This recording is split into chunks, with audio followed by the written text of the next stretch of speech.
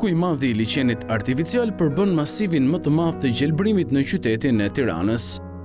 Nga pikëpamja funksionale zgjidh deri në një farmase nevojat e popullsisë për pushim dhe argëtim, lëvizje të lirë dhe vrapime në natyrë për të gjitha moshat.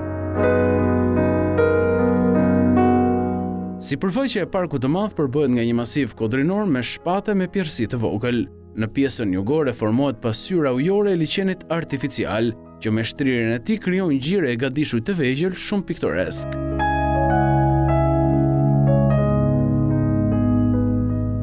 Parku i madh i Liqenit filloi të ndërtohet në vitet 50. Në vitin 1955 u krijua Liqeni Artificial nga ujërat përreth, si dhe u ndërtua me punë vullnetare një digë 400 metra e gjatë, e cila i pengon ujërat të vërshojnë drejt Tiranës.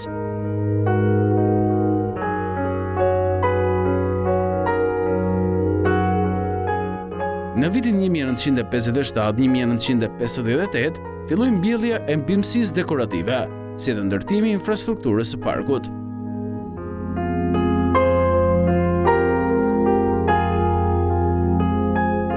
Ky park publik në jug të Tiranës përfshin Liqenin Artificial dhe disa pika atraktive si kishën e Shën Prokopit, memorialet e disa personaliteteve të njohura shqiptare e të tjerë.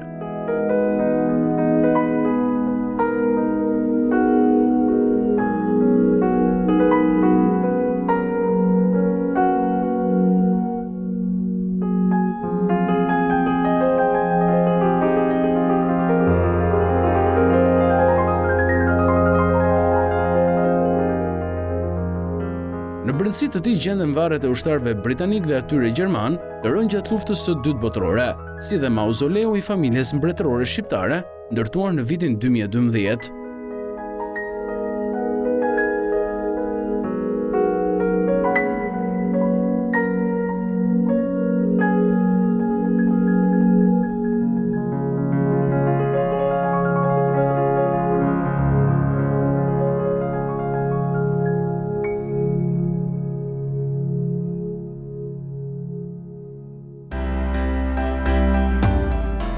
Parku dhe Liqeni Artificial mbeten një nga zonat më të frekuentuara të kryeqytetit. Parku i madh quhet ndryshe dhe mushkëria e qytetit për shkak të bimëve të shumta, mbi 120 lloje pemësh, shkurrësh dhe lulesh.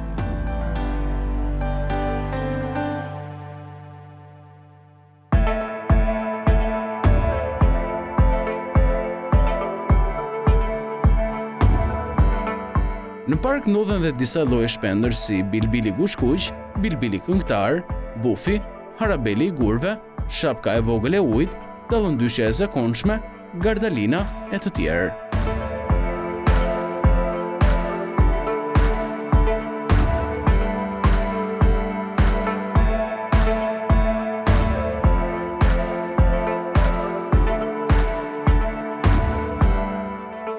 Ndër kafshët mund përmenden breshka, ardhuca, disa lloje gjarprinsh, kërmilli dhe mjaft insekte që rriten nën tokë dhe mbi tokë.